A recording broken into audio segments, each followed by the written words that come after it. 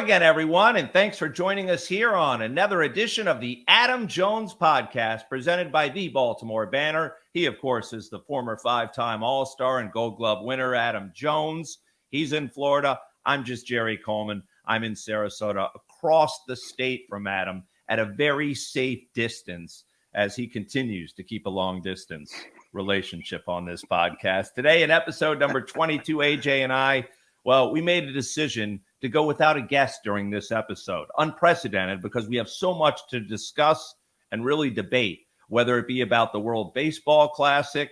We have a big board of top 5 unforgivable moments in Maryland sports history, which are going to be a lot different between ourselves. The outrage of the World Baseball Classic and the whining and crying out of the Big Apple. We may have something to say about Lamar Jackson's situation as well. And someone's going to qualify for a Miss Shirley's $100 gift card in our Socially Speaking segment. 1, 2, 3. The unforgivable, the unforgettable, Maryland's top sports moments. We were asked to put this together, and I'm going to provide my top 5, which I think will usually differ from yours, Adam. I think everything we talk about differs, right? So that's what makes podcasts work. You're the negative Nancy of everything. Yeah, they call me the Keith Olbermann of this podcast, and we'll get to Keith a little later. But for me, I see things in a different manner than AJ. So I'm going to go from 5 to 1, my most unforgivable moments from the time that I moved to Baltimore. And, you know, we're doing this in the time that we've been around Baltimore for the most part, or familiar with Baltimore. I go back to 1977. Adam goes back to this century. For me, number 5, we'll go from 5 to 1. All the bad contracts and deals the Orioles have given out during my time here in Baltimore since I began following the team. Albert Bell, Chris Davis, which I think was the worst of the contracts, Ubaldo Jimenez. You can go back to Scott Erickson. Hasn't worked out with the pitchers. Alex Cobb, he got one of the richest contracts in Oriole history. Never won a game as an Oriole pitcher at Camden Yards. That, to me, was a complete failure. And then for me, the worst trade in Orioles history since I've been around the team. It's out of here! There's a walk-off grand slam, and the Orioles win it! A 3-home run game for Machado! That would be Manny Machado for 5 players, of which one is still on the Orioles roster, and that would be Dean Kramer. So I felt like the Dodgers really got over on the Orioles in that deal, and it was a little belated. Number 4, Mr. Jones, would be the Ray Lewis trial. We would go back to that well-known story about the night before Super Bowl 34 in Atlanta. Actually, it was the night of Super Bowl 34. The Rams and the Titans, 2 men violently killed outside a nightclub in Atlanta. Ray and his attorneys agreed to a plea deal that dropped his murder charges to obstruction of justice. Despite being a Hall of Famer and Ravens legend, it still follows him to this day. I mean, when you go outside of Baltimore, as you know, and you talk about the Ravens, there's always going to be some smart ass, some smart aleck who mentions the Ray Lewis situation. I'm sure you hear about that all the time. They always will.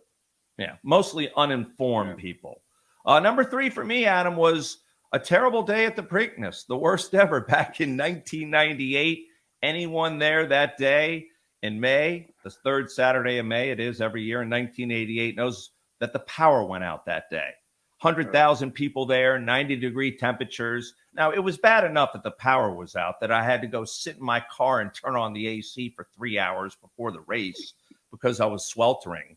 But forget the power and the AC. Even worse, the track lost more than $2 million in wagering because no one could make a bet on their biggest day of the year.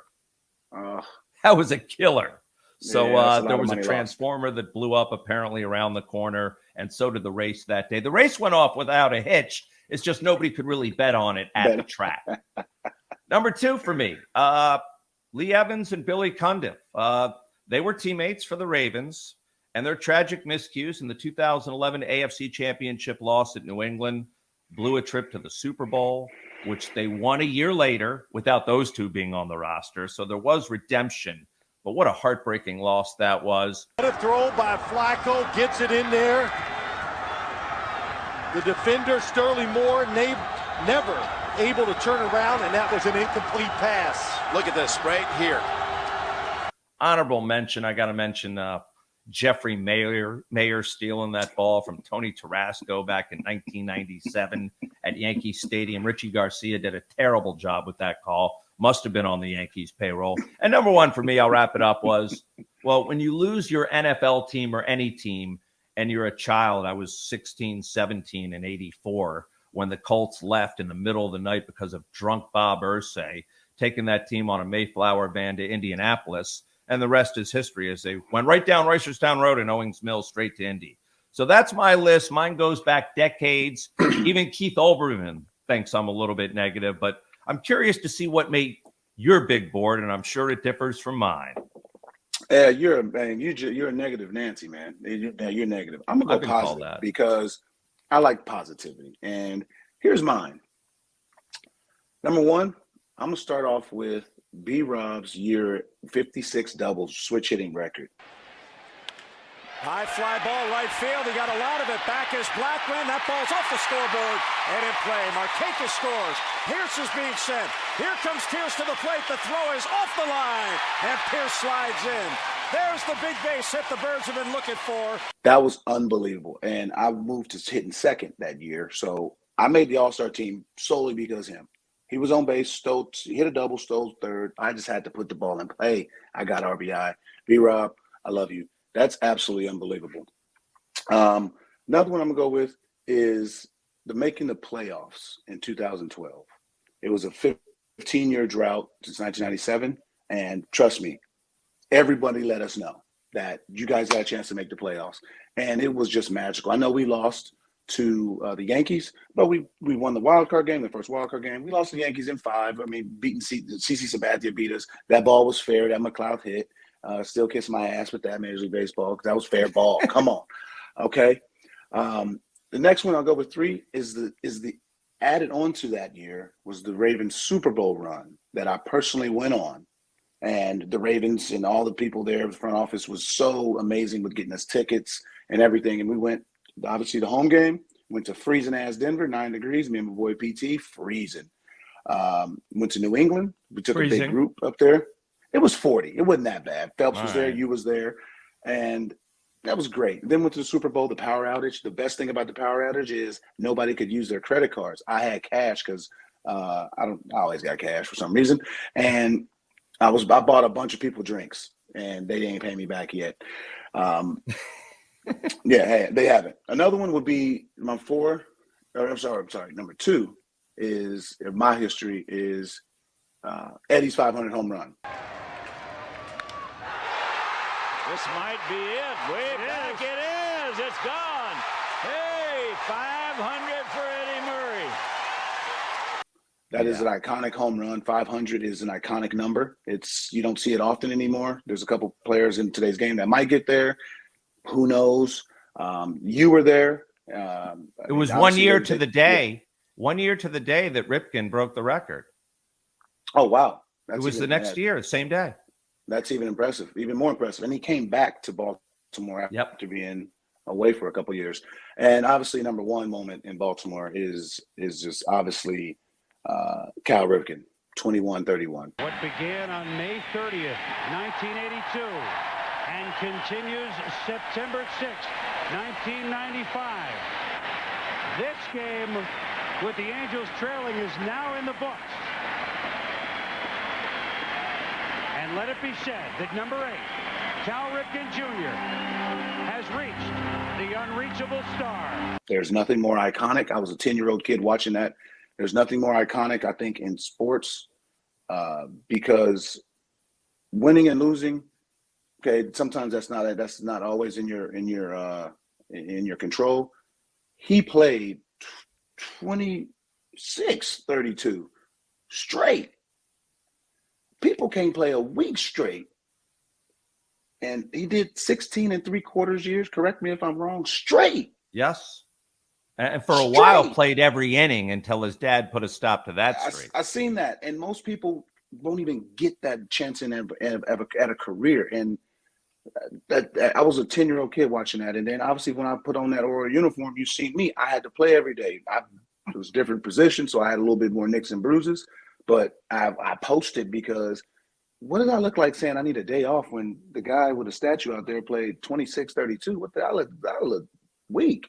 So that's why I played every day, because I put that uniform on and it's like, man, I slapped that 8. Like, I got to play every day no matter how I feel. So that's mine, because I'm the positive guy, okay? My top 5. Yeah, you're too positive sometimes for this podcast, but that's what makes this podcast work, is a negative Nancy and a positive former ball player. Exactly. All right, we should mention, and we're always brought to you by our fine sponsors. The Adam Jones Podcast is brought to you by the locally owned and operated Miss Shirley's Cafe, an award-winning breakfast, brunch, and lunch restaurant with 3 locations in Maryland. Miss Shirley's has been featured on Food Network's Diners, Drive-Ins, and Dives, and Triple D Nation, as well as Travel Channel's Food Paradise. Miss Shirley's Cafe has also been named Maryland's favorite restaurant by the Restaurant Association of Maryland. Visit Miss Shirley's Cafe in Roland Park, Inner Harbor, and Annapolis. Go to MissShirleys.com. Also by BMW of Towson, home of the best service department in all of Baltimore. That's BMW of Towson. They're easily located just off York Road and exit 26A on 695. BMW of Towson, very customer friendly. And also by Be More Around Town. They have their opening day orange tailgate coming for Thursday, April the 6th. Last year, over 2,000 attended this all-inclusive event, and Be More Around Town is on pace to sell out again this year. Live music, 6 different food and sweets vendors, and did I mention the full open bar? Head to BeMoreAroundTown.com. Be part of the orange tailgate at BeMoreAroundTown.com. Also brought to you by our good friends at the Weinman Group. And by Jack Daniels. 2 legends, 1 can. Jack and Coke, the #1 cocktail in the world, is now available in a can. Yes, it's true. Jack Daniels Tennessee Whiskey, mixed with Coca-Cola or Coca-Cola Zero Sugar, are now both available in a can. 2 legends, 1 can. Jack and Coke. Ready to drink. Please drink responsibly. Whiskey Specialty, 7% alcohol by volume. Jack Daniels Tennessee Whiskey, Lynchburg, Tennessee. And by G-Leaf Medical Cannabis Company. Visit gleaf.com. gleaf.com offers free delivery. Medical cannabis is for qualified Maryland patients only. And special thanks to the Baltimore Banner. Go to thebaltimorebanner.com to get 6 months of unlimited digital access for only $1. Let me say that again. Go to thebaltimorebanner.com/AJ to get 6 months of unlimited digital access for just $1. That's the Baltimore Banner. All right, let's move on to our For the Birds portion of the program and some Orioles spring training observations. I wanted to pass along to you because I heard yours. The pitch clock. I feel like you're right. It does hurry the game, Adam. I can see where you're coming from, and especially in the last 3 innings when the game's on the line. Maybe they should reconsider adding a few more seconds there. But the pace for me seemed to be fine at the beginning of the game. In fact, what's interesting is I went to a game in Bradenton, and the clock wasn't as visible as it was at Ed Smith Stadium. I do feel like it should be behind home plate, so obviously the pitcher and the outfielders and fielders can see it. But also it should be in the outfield so the batters can see it and everyone who's in the dugout. So but I haven't seen anyone really openly complain just yet, AJ. I feel like that time is coming when the regular season starts. Well, I don't think nobody is really complaining because all the big name guys have left for the WBC. That's why. You know what I mean? Fair point. There's no, like Manny made a joke of it the first day. You know what I mean? Oh, I got a strike. It looks like but if that happened 4, 5, 6, 8 times, he's gonna get pissed. He's gonna get really mad. He's gonna get, you know what I mean? And so I think that it's good that the guys are back in spring training. They're getting their at bats. I've seen that. A lot of guys are back in their home sites. So that they can get back used to it. The WBC does not have it. It is take your time, have some fun, but it's going to be an adjustment. I think 15 is quick. It's quick. I know with nobody on base, you want to get the at bats over. Maybe it might go to 18 to 20. But again, that's what you have spring training for. And again, it's annoying and it's adjustments, but the umpires have to adjust to it. They don't want to enforce this rule. They don't want to strike out. They don't want to call a strike. Again, it's always about who's in the box. If Trout's in the box and the game's on the line, you call strike 3 on him because he did something extra. That's not going to fly. So I just think that there are just going to be some adjustments, like we talked with Buck about. Maybe in the latter innings they adjusted, because if you get to the 6th innings, the top 7 and it's 8:30, I think most people will be happy with that, opposed to it's bottom 4 and it's pushing 9. You know what I mean? Agreed. It's a rush job, Yeah. and I think it's unnecessary, especially if the game's going at a very fair pace. But hitters, the thing is that I don't care what the outside world says, I don't care what fans say. Hitters need to sit and think about the situation. Mm-hmm. You need to assess the situation. You can't just say, oh, first and third, I need to go hit. That's not it. That's not just the situation. Who's pitching? What's the shift like? What inning is it? Everything has a scenario to it. And if you limit the time, you limit their thought process. So a little more time. We don't need 30 seconds, but give us a little more time in the box to be able to analyze it. One other observation from Sarasota. I love the fact, and maybe, I don't know if they did it with you guys as much, but it seems like the Orioles now and a lot of teams are playing more night games, which to me is a no-brainer because the majority of your games are at night. And I understand, you're in the morning, you want to get your work done and get out of there after the game, but you come in a little later for these night games. You get to test the lights and you get acclimated to that type of atmosphere, which you're going to be in more so than you are during the day. It's the only thing that is just weird about night games and spring training is that just the word spring training means I wake up early. Like I'm up early. I'm up. We talked to Mullins about I'm up before the sun. I'm there. I'm getting my work in early. But then when you have that night game, you still get up early. But then you're like, I'm gonna go back to bed, and then I'm gonna have breakfast with my family, and then that turns into a normal day. And it's smart to have more night games, especially the last 10 to 14 days of spring training, because again, majority of your games are at night. And Buck was always good about doing our workouts. And every time we did a workout, we always did an evening workout or simulated whatever time it was. If we started on the road and we have a 3 o'clock game, our workout was, our workout started at 1. That's when our stretch would start. And we did our workout because, we get acclimated to the times. But it's just, I remember spring training, every night games were tough because you're just tired because you're not used to being up that long. You're used to being at that night. You're used to being at home relaxing. And then you got BP at 4 o'clock. You're like, oh man, I'm not even loose. It's a tough adjustment, but that's why you have spring training. Spring training is for all these adjustments. Yeah, they've been attempting it once a week. I think it's a nice idea. I think it's great, but it's great to get at that sun too. It's hot. It gets hot down there, and it's great. It's great to get at that sun. You don't want to look like a Louis Vuitton bag. You mentioned Cedric Mullins. Now, when I look at the Orioles right now, a lot of publicity, deservedly so, being given to Rushman. But for me, the leaders in that clubhouse have to be, for me, Cedric Mullins and John Means because of tenure, right? Right. Of course. I mean, Mullins obviously has the biggest voice, or should have the biggest voice in the clubhouse. Yeah. Just, again, due to tenure. And also not just tenure, accolade. I mean, I've always said that you can have tenure, but if you just tenure and you were just serviceable, but if you're somebody like a Machado, as soon as Machado came in, bro, you can come into these meetings. So you can come into the vet meetings. I don't care if you're a rookie. So you got the cachet to come in here. We need you, okay? So I believe he does Means also.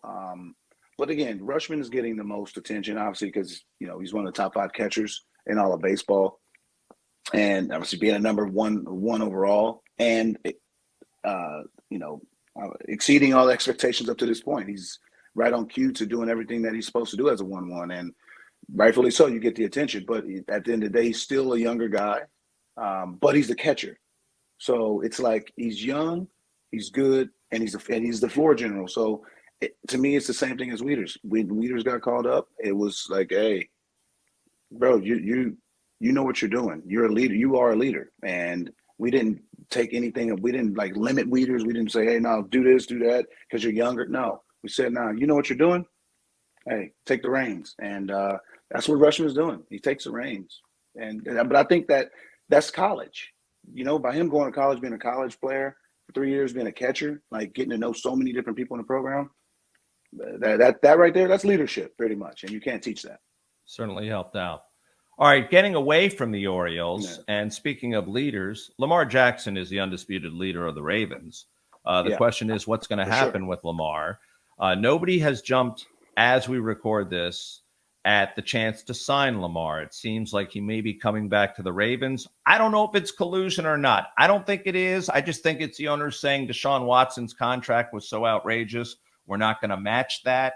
But again, he remains in limbo, and it's Right. been a while now. And I just think the Ravens had a plan in place and probably knew that no other team was going to jump out and maybe match their number or try and exceed any type of contract offer they made. I think it was, I mean, the Ravens, we talked about it a while ago. There were the three options, three scenarios. And this third scenario was calling the bluff. And that's what they're doing. But I think it's total BS outside of it. You mean to tell me, and I follow RG3 a lot, you mean to tell me that there ain't enough teams that could use this guy? Come on, be honest with it. Be honest with yourself. Well, of course there are. You mean the Carolina Panthers suck. You mean to tell me that they can't use Lamar Jackson? Like, please explain that to me. You can't use Lamar Jackson's talent. You can build offense around him. The Jets, again, they're focused with Aaron Rodgers, and they got Aaron Rodgers.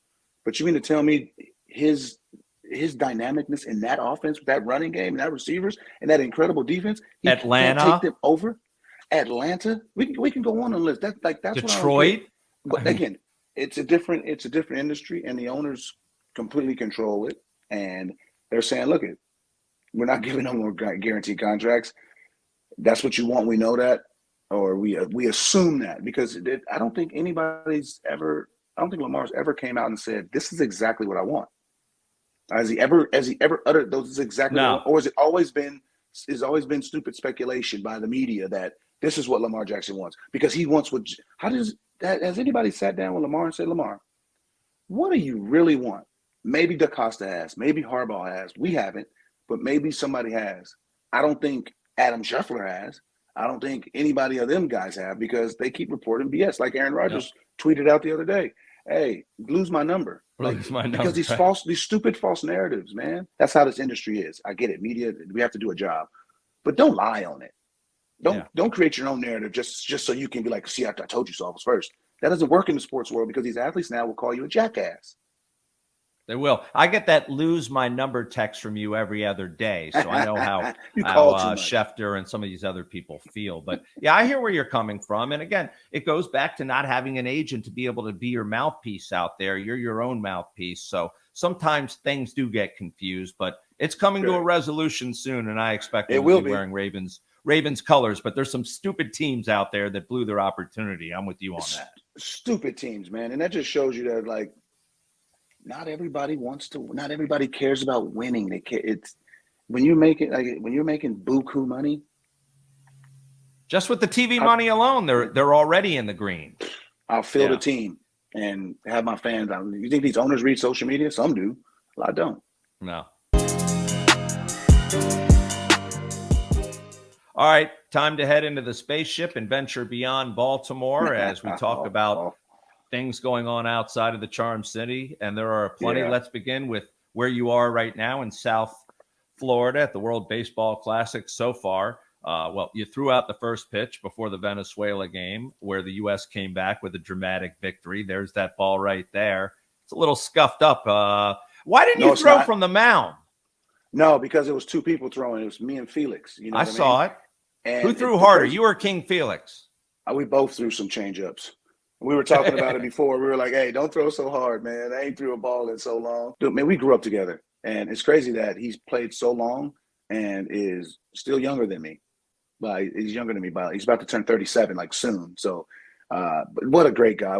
What a great competitor. And, hey, you got to get out there with El Carteluo. Me and him come up together. We played in Venezuela together. We played in the minors a little bit together. Played in the big leagues together. Like, we faced each other so many times. He broke my foot.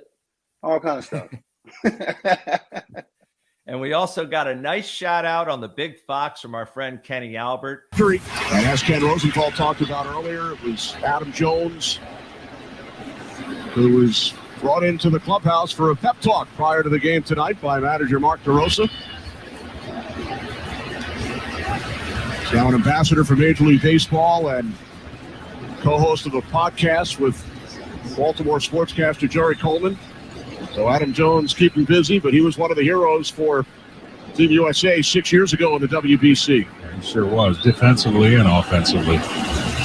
So we appreciate that. But what I didn't get to hear on Fox, because I guess it was private, you gave a pep talk to the team before they went out and came from behind and beat Venezuela, obviously because of your pep talk. What was it like speaking to the greatest players in the world? They're all getting your attention? Well, I mean, when you're talking to people who are going, these guys are better than me, just call it a spade a spade. My message was be dynamic, because the Latin players play in their country. They play different. They play a different style. It's different emotion. It's no disrespect to playing for the Houston Astros, for the Baltimore Orioles, for the Yankees, for the Indians. It's no disrespect for that. But you're putting on your country's colors. It's a completely different game. You see, when they get base hits, it is a party. And my whole thing to Team USA was, I've seen that before. I played against Puerto Rico. I played against Mexico. I played against Dominican Republic many times. And I seen it in the stands. I told them, y'all going to have to do that. Only way to beat these guys, you have to match their energy, because Team USA scored 3 runs in the first inning. When they got the third out, I was sitting next to some kid, and then I was like, the Venezuelan fans act like they had a 1-2-3 inning with 3 strikeouts. They just gave up 3, and they were like, let's go. And then they put up 2 runs. That right there, like, in America, you give up 3. In New York, boo, boo. Martin Perez didn't make it out the first inning. They were cheering him. If Lance Lynn didn't make it out the first inning, they'd be booing the hell out of him. It's a difference of passion. And I had to tell them guys that you're going to have to root for these guys. You guys get a base hit. I don't give a damn if you want to put your foot on the board. Play it like it's the World Series. Put your foot on the board. And this is truly the World Series, honestly, now, because it's the world. And put your foot on the damn top of the stair. Be a 16-year-old all over again. Cheer your guys on. Be there for everybody. And from the first pitch to the last pitch, those dudes were absolutely just on 10. And I spoke with Nolan after the game, and he was just exhausted, just physically, mentally, just drained. And that was how I felt in the WBC. I was just drained. And not saying I wasn't drained after 162 Oriole games, but it hit different. Well, I'm curious because you just went to the World Cup a few months ago, and here you are back at the World Baseball Classic, and the atmosphere in Miami seemed like off the hook. People weren't sitting down. Flags were being waved. I'm probably one of those curmudgeons sitting behind these people saying, do you mind sitting down so I can see the 100%. Game? That's not the way it works at the World Baseball Classic. No, you definitely going to be like a down in front type of guy. Yeah, no. And they turn around and give me a finger. Quickly. Now, I ain't going to turn around your finger, turn around and punch you. It is, I'm like, if a count gets 2-0, they stand up. Count gets 3-1, they stand up. Full count, 2 outs, they stand up. Like, they're looking for every single moment to stand up and cheer. And here's the biggest thing I take away from it all, though. I went to Puerto Rico, Mexico. Mexico obviously beat Puerto Rico. There, for an hour after the game on the concourse, the Puerto Rican and Mexican fans were still dancing, still playing music. It's bigger than baseball. Yeah, that's what folks don't get. It is camaraderie amongst nations, man. And I get it. America, we have so many other things to do. NFL is obviously, they take over all of our attention with everything. Who cares? It's the offseason in the NFL, but they take over all of our attention. Basketball is second, and baseball gets a little bit of bleep. This is the best event. I don't care what you say. Besides the actual playoffs, this is the best event. These are the best players in the world. I mean, Mookie Betts is jumping out of the dugout with the game-winning Trey Turner hit. Obviously, the field was mobbed. The celebration went on forever. As you tweeted out, you tell me these guys don't care. No one's seen Mike Trout this animated. No one's seen him with this much passion. Again, I want to see him as a baseball fan with this much passion in October, because I want to see the Angels, because him and Ohtani are the best players in baseball. You want to see them there. But this is the stage you're getting them. Get it and enjoy it. You have the game's best players, man. Go be crazy. All these games, they're wild. The fans are into it. Everything is sold out. Everything is sold out. So if you're trying to get a ticket, you got to go on StubHubs. Absolutely. Now, there is a negative tone to it. It's not like me to bring up the negative, but you had to respond to it. This buffoon, Keith Olbermann, who's a New York Mets apologist. You know, it's interesting, and I said this to you the other day. Yeah, we know that Jose Altuve has gotten hurt. He's going to miss some time. Same with Freddie Freeman. But this injury to Mets star reliever Edwin Diaz that came during a celebration, it was awful, okay? There's no other way to put it. It was awful to see his brother in tears, to see him carried off the field. Yet the New York outrage just makes me nauseous, because had this been a pitcher from a smaller market, I don't think we would have heard the outcry, especially out of New York, the whining that they need to cancel this event because it ruins careers and seasons. Get lost. Some people just don't want to understand culture, and some people don't have culture. Keith Olbermann. I wouldn't say he doesn't. I believe he does. I believe he knows his culture. I believe he knows his history, unlike a lot of African Americans who don't know their culture and history. That's why these events are great to other people around. America is, I heard somebody say America is a melting pot one time. And I also heard, I love this lady, Jane Elliott. She said, America should be a salad bowl because you should appreciate each individual the way they are, like a salad. Opposed to a melting pot, everybody's blended, which, of course, that ain't America. Everybody ain't blended and everybody ain't treated the same. But it's the passion, man. It's different. Evan Diaz injury sucks. Nobody said anything about Drew Smiley tearing his shoulder in 2017. Keith Olbermann, where the hell were you then? Anybody. Who said things besides the Mariners? The Mariners were pissed. Very pissed. pissed.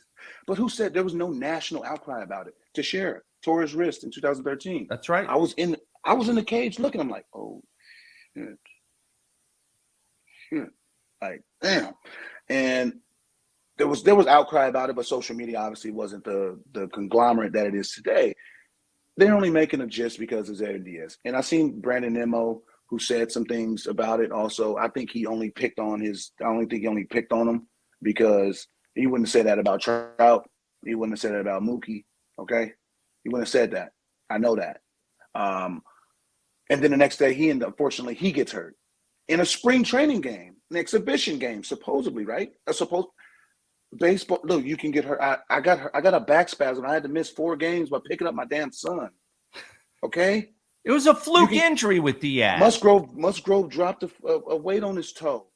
Bauer, that was stupid what Bauer did by catching by trying to catch a drone. But forget, I let my drone hit the damn ground. That's stupid. Me and Reggie, we know. Let the drone hit the ground. Come on. But like, these are freak injuries that can happen and you can fall off and step in a mud hole. You can hit the bag wrong. Like Joe Boo needs a refill. But Harris getting hit with the bat in batting practice. Obviously, that doesn't happen as much. But there's so many freak accidents, and people just want to be down and complain about everything. A lot of people in the world like to bitch and complain. Purely simple. This event is amazing, and the growth is amazing. The Nicaraguan kid struck out 3 of baseball's best hitters. Okay, he got a minor league deal the next day. The guy who struck out Ohtani is a damn electrician. Team check. These guys pay normal taxes, not athlete salaries, and they're on the biggest stage in their lives to change their lives, man. That's what this event is about, and I'm glad to be part of it. I'm glad to play twice. I'm glad to support it, and for the future, I'll always be a part of it. Kiss my ass who don't like it. It's going to keep on going. I don't see it ending. Santander this year. Breaking. No, Anthony Santander. It's going to continue. Breaking. Okay. In other news, though, you did mention Trevor Bauer, and he's now a former Dodger. 29 other major league teams passed on him. So he's taking his talents like you once did to Japan. How do you think Trevor Bauer is going to play with the Japanese crowds, fans, and teammates over there? How will he acclimate? Well, I mean, obviously, Trevor Bauer stuff plays in MLB. I just think nobody wants to deal with the baggage. Okay, that's up to you. But I think he's better than a lot of guys are going to run out there. Okay. But again, it comes with baggage. I think he's going to do really well over there because he seems to, the way his throwing programs have been that he's shown and posted, I think it fits all of that over there with the stuff that they be doing and like watching this stuff and then going and seeing. I think it fits the work ethic because he's a very, very hard worker, and I think it fits the work ethic. It's a place that he can go and just pitch. I think language barrier is a good thing and bad thing at times. It's a good thing when you just want to go drown out everything. It's a bad thing when you try to understand everything. Like me, I went over there and I just wanted to drown out a lot of stuff, and it was easy. It was perfect. And then times I wanted to understand stuff, it was frustrating because I didn't know the language. But the not trying to understand stuff definitely overshadowed trying to understand it.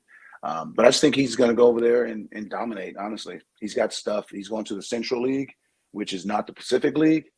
He's going to have to face this stud-o Munataki, Munanori, yes.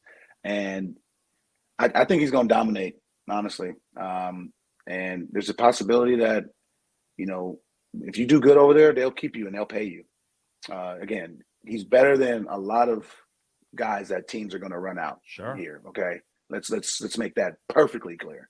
But it comes with baggage. Yep. Well, he needed a change of scenery. He's got it, so we'll see how that plays. And he's pitching. He needs to pitch. It's again with the talent, he needs to pitch. I'm glad he's still able to play. It was either if it was Mexico or somewhere. I'm glad he's able to play because a talent like that needs to play. He should be leaning on you for some advice on where to go and what to do over there, by the way. Good for All you. right.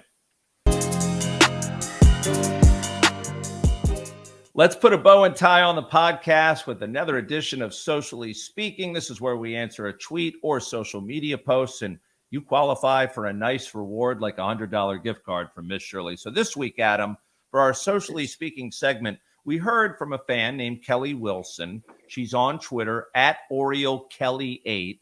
She's raising awareness for the Crohn's and Colitis Foundation and celebrated Pie Day this last week with a pie in the face from her kids. Thank you to everybody who donated to the Crohn's and Colitis Foundation.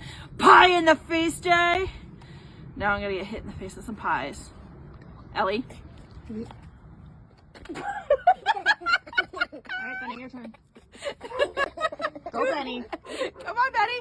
Do it. Now, AJ, Awesome. Kelly's been a longtime Orioles fan, big-time fan of yours throughout your entire career. And Kelly, for your tweet and for rating the podcast 5 stars, you're automatically entered into our next Miss Shirley's $100 gift card giveaway. Thanks so much for being a loyal listener, and we wish you all the best. A reminder to qualify for the gift card or any of our giveaways. Follow us on social media at Adam Jones Pod, on Twitter, Facebook, and Instagram, and rate us on Apple Podcasts. Show us the evidence. Not too difficult, and then you qualify. And also, you can email us to theadamjonespod@gmail.com. We're always brought to you by our fine sponsors. The Adam Jones Podcast is brought to you by the locally owned and operated Miss Shirley's Cafe, an award-winning breakfast, brunch, and lunch restaurant with 3 locations in Maryland. Miss Shirley's has been featured on Food Network's Diners, Drive-Ins, and Dives, and Triple D Nation, as well as Travel Channel's Food Paradise. Miss Shirley's Cafe has also been named Maryland's favorite restaurant by the Restaurant Association of Maryland. Visit Miss Shirley's Cafe in Roland Park, Inner Harbor, and Annapolis. Go to MissShirleys.com. Also by BMW of Towson, home of the best service department in all of Baltimore. That's BMW of Towson. They're easily located just off York Road and exit 26A on 695. BMW of Towson, very customer friendly. And also by Be More Around Town. They have their opening day orange tailgate coming for Thursday, April the 6th. Last year, over 2,000 attended this all-inclusive event, and Be More Around Town is on pace to sell out again this year. Live music, 6 different food and sweets vendors, and did I mention the full open bar? Head to BeMoreAroundTown.com. Be part of the orange tailgate at BeMoreAroundTown.com. Also brought to you by our good friends at the Weinman Group. And by Jack Daniels. 2 legends, 1 can. Jack and Coke, the #1 cocktail in the world, is now available in a can. Yes, it's true. Jack Daniels Tennessee Whiskey, mixed with Coca-Cola or Coca-Cola Zero Sugar, are now both available in a can. 2 legends, 1 can. Jack and Coke. Ready to drink. Please drink responsibly. Whiskey Specialty, 7% alcohol by volume. Jack Daniels Tennessee Whiskey, Lynchburg, Tennessee.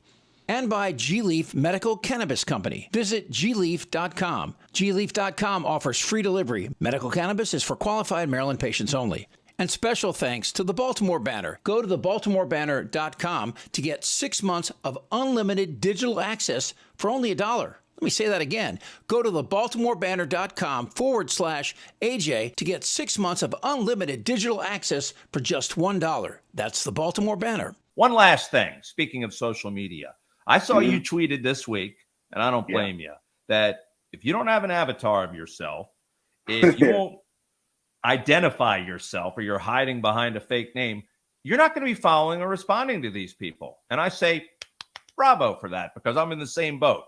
These accounts, which may be bot accounts for all I know, I don't need to deal with that. What prompted your response from one of these tweets? I mean, obviously there's so many bot accounts. I mean, your name is 3 letters and then a serial code. Shut up. Again, I know there's people running these big think tanks and running these stuff, but show yourself. What are you hiding? All these people out in this world right now with these masks on. Again, we don't have to wear masks in America no more, right? Nope. People were complaining about masks, correct? Mm-hmm. I remember that. People were complaining. So why are there so many people, these crazy folks, wearing masks nowadays? Why? Why are you wearing masks? Take the mask off. Show yourself. You don't have to wear masks. The government says stop. Shut up. Show yourself, man. I'm tired of people. But again, if you have a cute dog, cute animal, a parrot, a rabbit, a snake, cool. I like animals. I'm a big animal fan. But I mean, you got a picture of Bobby's World, or you got a picture of an avatar of a Fortnite character. I'm not responding to you. You sound like you I think you're like 14. Okay. Or worse, an egg. Be an adult. Be an adult. If you got an egg, you're definitely a bot. But if you're an adult, you should have a solid avatar. I personally believe. Like, what are you hiding? You no weird? Disagreement here. Yeah. Howard, show yourself, will you? Well, that wraps it up for this latest edition of the Adam Jones Podcast, number 22. Next week, we'll be back with a very special guest. Trust us on that. We want to thank our senior executive producer, a man you want on every Zoom meeting, and our new voiceover guy, the great Chip Franklin, for putting this episode together. Yeah, that's the way he's got to do it, with the pie in the face. That's for you, Kelly. That's for you, Kelly. Go out, subscribe to the Baltimore Banner. We'll be back next week. Until then, be real, be kind, and be back next week. Please.